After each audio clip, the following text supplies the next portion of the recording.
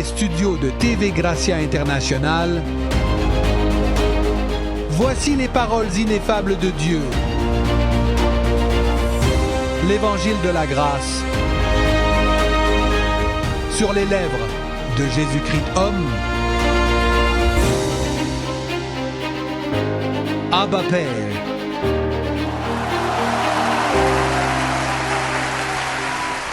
Je pense donc que nous pouvons maintenant aller vers ce que nous sommes venus chercher. Écoutez cette parole qui nous libère, n'est-ce pas? Très bien. Alors examinons cela. Dans cette Bible, lisons l'Évangile. Il y a des écrits, l'histoire, l'Évangile qui parle de la circoncision et qui était enseigné avant la crucifixion, mais nous y avons renoncé grâce à Dieu. Nous sommes maintenant dans l'Évangile d'après la croix, de l'âge à venir. L'ère à venir a commencé après la mort et la résurrection du Christ. C'est là que l'ère à venir a commencé. C'est là que la vie éternelle a commencé. Votre vie éternelle a commencé quand le Christ est mort et ressuscité, pas quand vous l'avez compris. Vous êtes sauvés depuis longtemps, mais vous ne le saviez pas, et pendant que vous ne le saviez pas, vous avez marché dans la vanité de votre esprit. Ce que le Seigneur a fait, c'est d'éclairer vos yeux de compréhension. Et alors, tu t'es rendu compte que Dieu était en permanence à tes côtés, indéfectiblement. En toute situation, même lorsque vous étiez dans l'idolâtrie ou l'ignorance, sachez que Dieu veillait attentivement sur vous. Je me révèle à vous très tôt et je vous manifeste l'Évangile. OK, allons-y. Le sujet d'aujourd'hui est l'effet des mots. Les effets des mots. Regardons le chapitre 16 de l'Épître aux Romains. Romains, chapitre 16.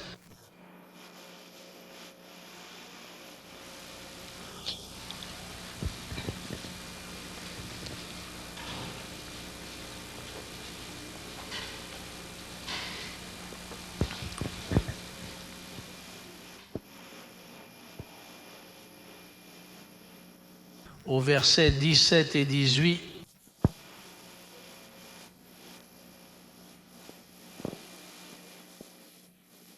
il est dit, je vous exhorte, frères, de prendre garde à ceux qui causent des divisions et des discordes contre la doctrine que vous avez apprise et de vous en détourner.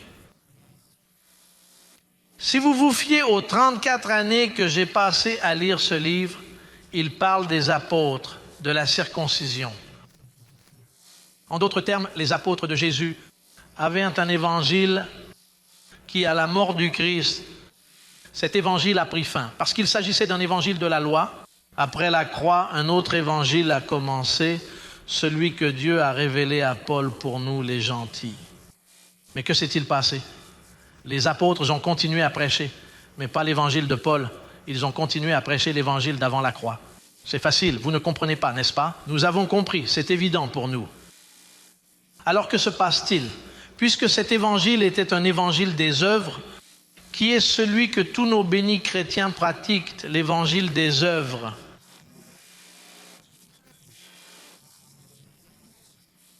C'est pourquoi ils ne nous comprennent pas et ont des difficultés avec nous, comme ils en ont eu avec Paul. C'est pourquoi Paul dit, regardez, fixez vos yeux sur ceux qui ont encore les yeux fixés sur la croix, parce qu'ils font des dérapages, ils ne comprennent pas. Il leur demande alors, je vous prie, soyez attentifs à ceux qui provoquent des conflits et des désaccords. Oh, et puis il dit, et détournez-vous d'eux. Si cette personne ne commet pas de vilaines choses, mais qu'elle provoque des divisions parce qu'elle dit, éloignez-vous d'eux. Parce qu'elle vous apportera des difficultés, ce sont les religieux. Ce sont ces religieux qui sont mauvais. Quand tu es dans le mensonge, cela te donne de la colère. Lorsqu'ils vous mettent mal à l'aise, vous commencez à proclamer l'amour de Jésus pour vous. L'amour de Jésus pour vous. Mais puis vous ajoutez que vous allez les conduire en enfer, car la loi engendre la colère. Mais nous ne le faisons pas. Nous vous disons que Jésus-Christ vous aime et nous vous tenons tranquillement. Même si vous dites ce que vous dites, nous continuons à le dire parce que nous marchons dans la maîtrise de soi. Mais pas tous. En grandissant dans la grâce, il y a aussi des gens difficiles. Il y a des gens qui ne sont pas morts, ils sont couchés dans le cercueil, mais ils ont les pieds dehors.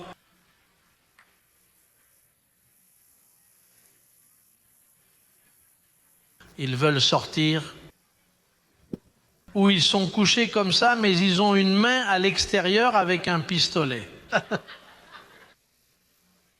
Verset 18. Verset 18. Sommes-nous là? Parce que de telles personnes ne servent pas notre Seigneur Jésus-Christ. En d'autres termes, ils ont une doctrine, ils sont dans l'Église, mais ils ne servent pas Jésus-Christ. Comment expliquez-vous cela? Dans quelle direction portez-vous votre attention lorsque vous observez ceux qui créent des persécutions au sein de différentes doctrines? Au sein de l'Église, ils déclenchent des divisions et s'opposent à la doctrine. C'est la raison pour laquelle Paul affirme « Toute personne qui s'oppose à la doctrine que je prêche n'aime pas Jésus-Christ et ne sert pas Jésus-Christ, même s'il prêche Jésus-Christ. » Il y a beaucoup de gens que j'entends prêcher Jésus-Christ. Et avec le zèle qu'ils ont, parfois ils font preuve de plus de zèle que moi. Mais ils n'aiment pas Jésus-Christ parce qu'en comprenant que je leur dis la vérité, ils s'opposent. Ils cherchent leur propre intérêt et aiment, il est dit ici, aiment quoi?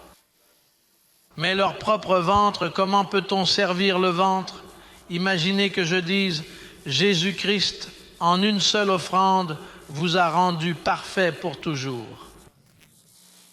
Puis vous dites, vous comprenez, et vous dites, et Jésus-Christ avec une seule offrande m'a rendu parfait pour un petit moment.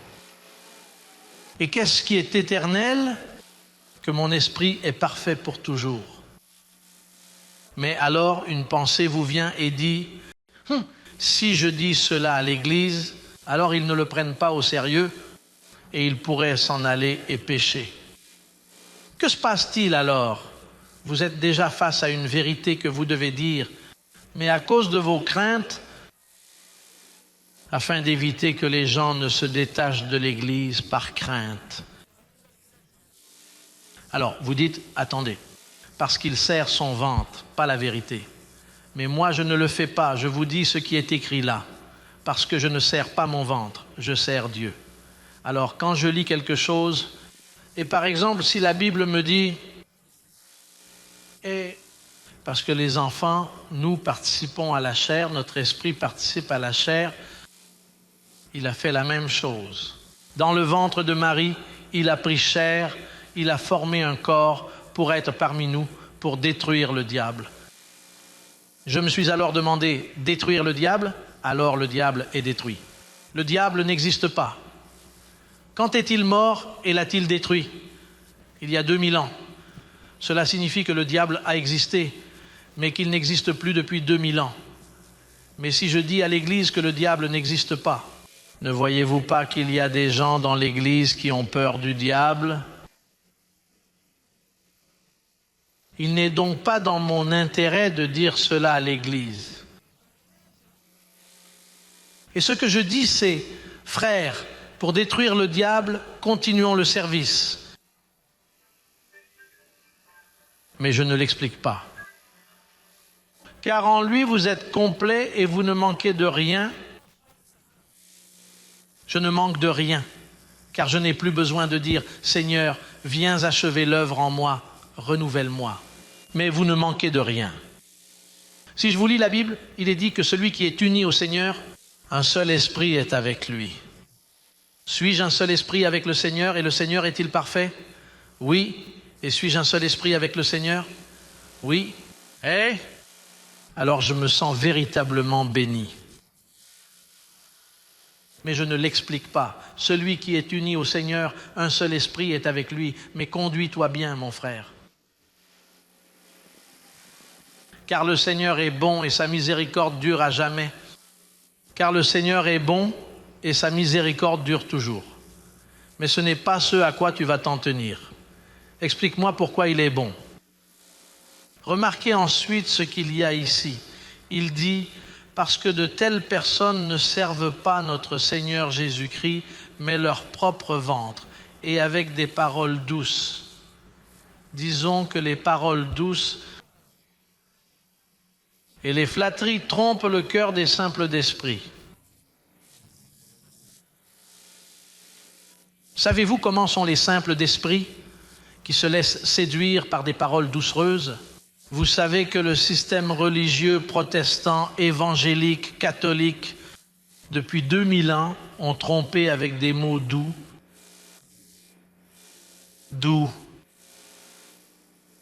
Parce qu'il y a des mots différents. Regardez, j'ai écrit ici, il y a des mots durs. Parfois, quelqu'un peut-elle recevoir cette parole difficile à entendre? Il y a la parole fidèle. La parole fidèle, c'est cela. Il y a la parole fidèle. Il y a la parole tranchante.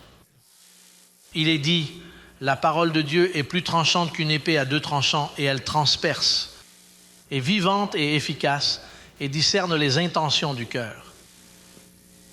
C'est la parole de Dieu.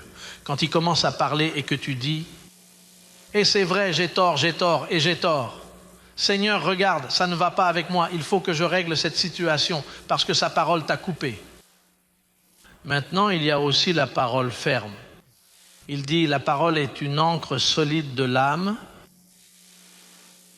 une parole qui vous ancre, qui vous tient au milieu de la lutte. La tempête arrive, mais vous êtes comme dans un bateau, ferme.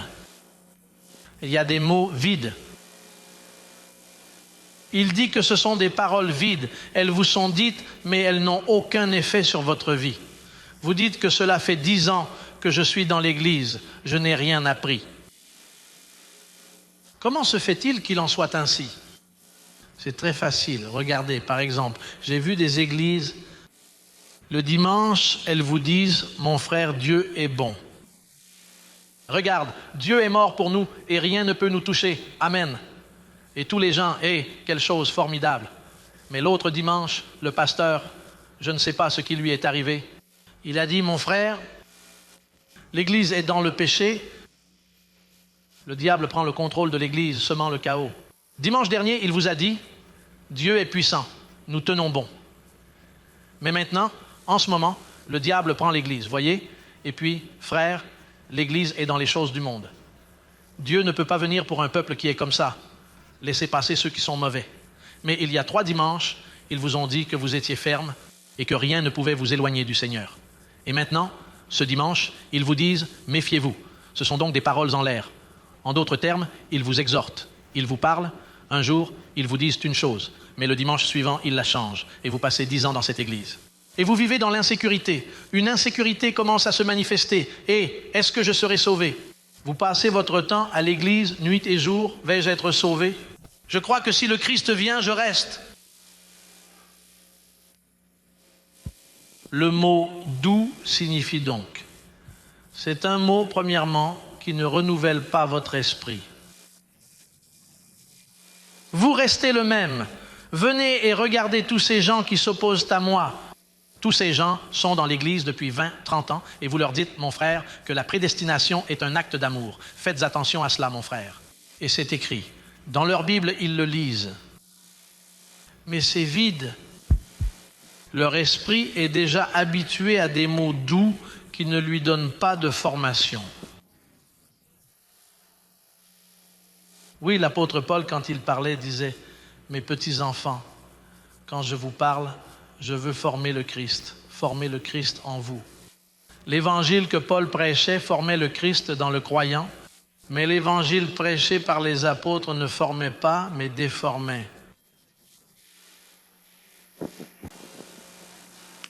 Ensuite, l'apôtre Paul vous dit que il y a un autre mot qui s'appelle des mots saints. Regardons-le dans 2 Timothée 1, 3. Il est dit, conserve-t-il la forme des paroles douces?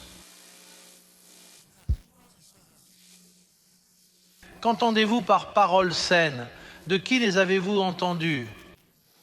Ce que tu as entendu de moi.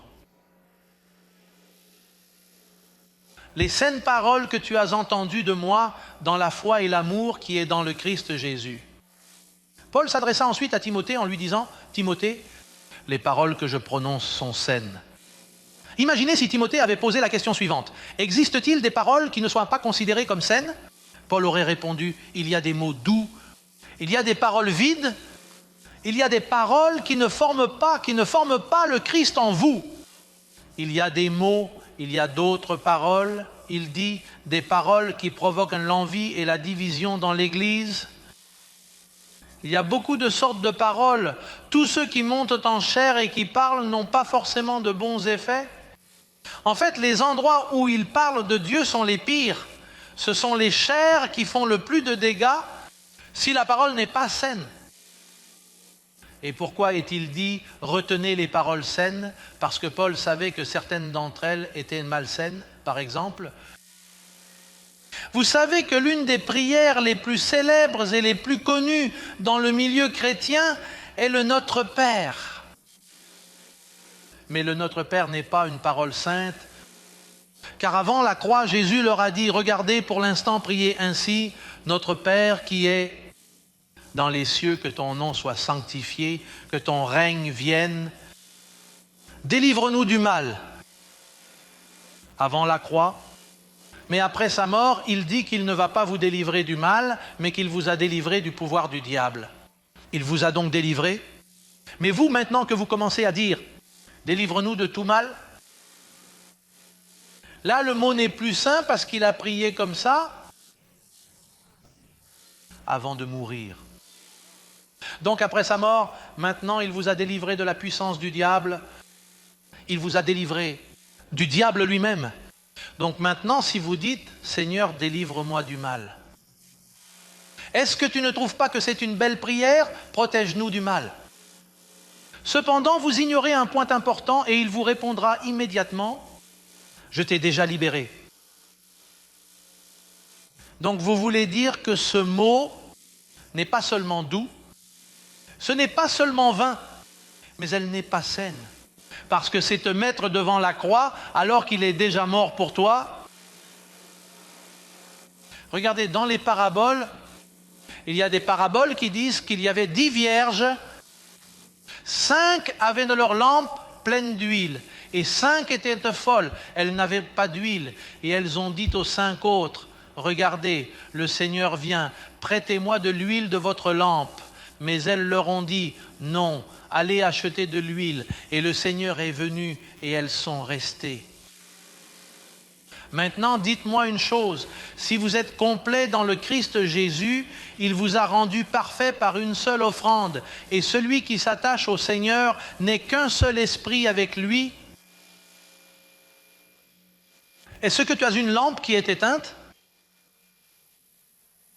Alors que vous ne manquez de rien. Si vous avez confessé, Jésus m'a délivré de la puissance du diable. Que dire alors d'un prédicateur qui vous dit, mes frères, ici se trouvent ceux dont les lampes sont vides, ceux qui cherchent l'huile.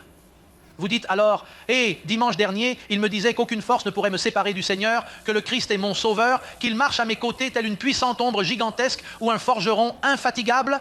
Et maintenant, voilà qu'il me dit que je manque d'huile et que je serai laissé pour compte. Que s'est-il passé? Ce prédicateur vous parlait avant la croix, parce que Jésus l'a dit. Et qu'importe que Jésus l'ait dit, Jésus a prononcé de nombreuses paroles qui n'étaient pas saines pour cette alliance. Jésus a prononcé des paroles qui n'étaient pas saines, mais qui étaient saines pour son époque. Mais après sa mort et sa résurrection, si vous les répétez, il tombe dans le piège. Regardez, la parabole, à propos de « À quoi comparerai-je cette génération ?» Elle dit, je la comparerai. Elle dit que lorsque l'esprit impur sort de l'homme, puis Jésus-Christ vient selon l'interprétation.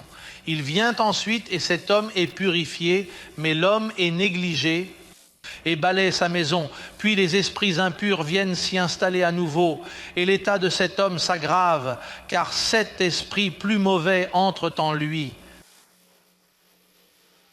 Mais dites-moi une chose, quand Jésus-Christ est entré dans votre vie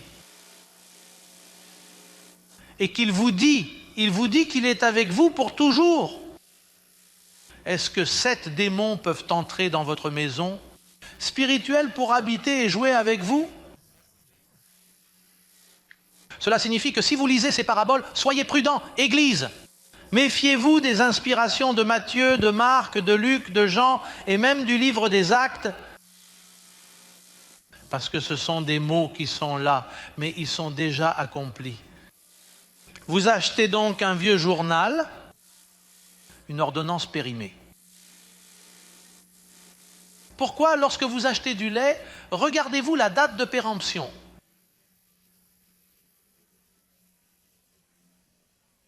Je voyage beaucoup, j'achète du lait, mais je m'absente 4 ou 5 jours et à mon retour, je constate que le lait est périmé. Il est périmé. Je le sens, alors je le jette. Il est impératif de vérifier la date de péremption, sinon anticipons les conséquences. Et c'est comme ça que l'Église est. Regardez, en utilisant des recettes périmées, de vieux conseils.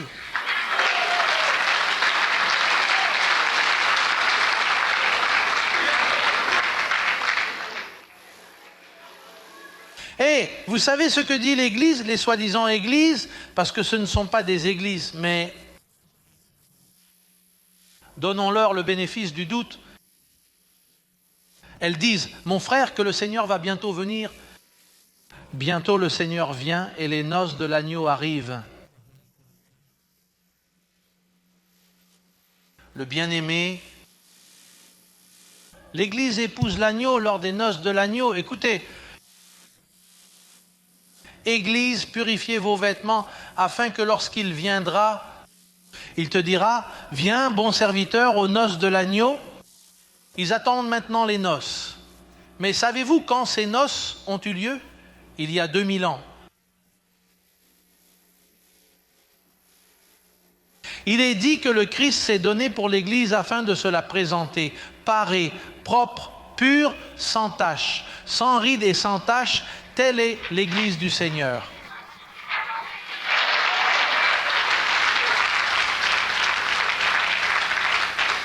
Et ils attendent le mariage. Et je ne sais pas, ils viennent à un mariage. Regardez, etc., etc., etc. Sais-tu toutes les mauvaises informations que tu as reçues? Ne voyez-vous pas que la soi-disant Église a l'oreille malade? L'oreille est pleine de mauvaises informations. Regardez, je parle si clairement. Et peux-tu me dire combien de temps t'a fallu pour te débarrasser de ta peur envers moi? Savez-vous combien de temps il vous a fallu? Parce que tu avais peur, et si c'était faux? Et si c'était faux? Beaucoup de gens se posent ces questions. Mais quand on a l'oreille bien tendue, les gens sont fatigués de tant de condamnation. Oh, et je vais vous dire quelque chose, il y a des milliers et des milliers et des milliers qui ne sont pas avec nous, mais ils ne sont pas avec eux non plus, ils sont chez eux. Ils n'ont plus envie d'aller à l'église. Je les appelle les saints fatigués. Combien d'entre eux étaient dans ce cas? Levez la main, ceux qui étaient déjà fatigués, qui ne pouvaient pas supporter une malédiction de plus.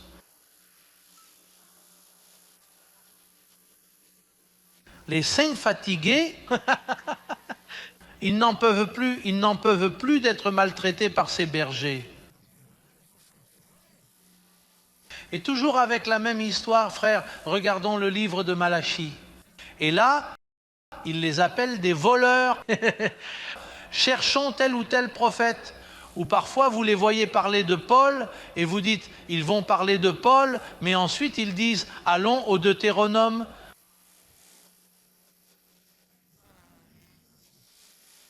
Alors, ils vous invitent à dîner, regardez, venez, j'ai un repas frais pour vous, et quand vous arrivez, c'est un de ces fast-food. Oh, je m'attendais à avoir un peu de riz accompagné de haricots, un steak de bœuf garni d'oignons et des pâtes à cône. Cependant, observez plutôt, nous avons été servis des hamburgers avec des frites fripées dans une quantité excessive d'huile de cuisson. Je leur dis qu'un homme est allé dans une église à Los Angeles. Et puis j'ai cherché Dieu. J'ai besoin d'une église, j'ai des problèmes. Où y en a-t-il une? Quelqu'un lui a dit, regarde, il y en a une belle église blanche au coin de la rue, tu la repéreras facilement. Et il a dit, oh, enfin je suis venu au Seigneur, il est allé, et s'est assis, et c'était un mercredi. Ce n'était pas un dimanche, parce que parfois les dimanches vous sont offerts comme s'ils étaient les meilleurs. C'était un mercredi, la maison était fermée, la famille était là. Le groupe était donc plus petit, et il y avait un service de prière. Le pasteur dit alors, frère, présentons les pétitions. Il a demandé s'il y avait des pétitions. une dame s'est levée et elle a dit « Oh pasteur, écoutez, priez pour mes enfants, je ne peux plus supporter ces disputes constantes qu'ils ont dans ma maison. Je les ai éduqués et élevés, mais ils se disputent tout le temps. S'il vous plaît, priez pour eux. » Et il a dit « Oui ma sœur, qui d'autre a quelque chose à dire? Frère, mon mariage n'est pas au beau fixe et traverse une période difficile. » Parce que ce sont des demandes, c'est le moment de les mentionner. C'est avec une extrême sincérité que les gens expriment leurs demandes. Voyons ici quelles sont les demandes. Quelle est la demande de l'autre? Frère, regarde, prie pour l'Église parce qu'il y a des divisions. Quand vous prêchez le dimanche, ils vont aux toilettes et ils commencent à parler. Vous les entendez dire? Nous devons prier pour notre pasteur. Le diacre se met debout et exprime sa grande fatigue en disant « Je ne peux vraiment plus supporter cela. Je n'en peux plus, ils vont me virer de mon travail, je me débrouille mal dans tout, ils m'ont pris ma voiture. Et cet homme qui est allé là. » Et puis, le pasteur a semblé le voir et il a dit « Et nous avons un visiteur ici. Dites-nous votre nom, s'il vous plaît. » Non, écoutez, je m'en vais. »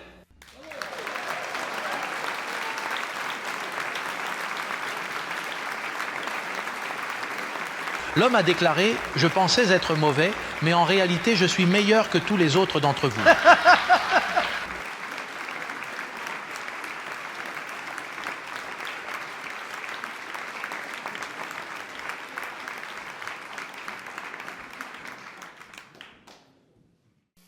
Pour conclure, la foi est la certitude de quoi? De ce qui est espéré, la conviction de ce qui n'est pas vu. En d'autres termes, la foi est la certitude de ce que vous êtes quoi? L'attente et la conviction que cela viendra, ce n'est pas vu, vous l'attendez. Et il y a la conviction que cela viendra, n'est-ce pas? C'est cela la foi. Levez-vous.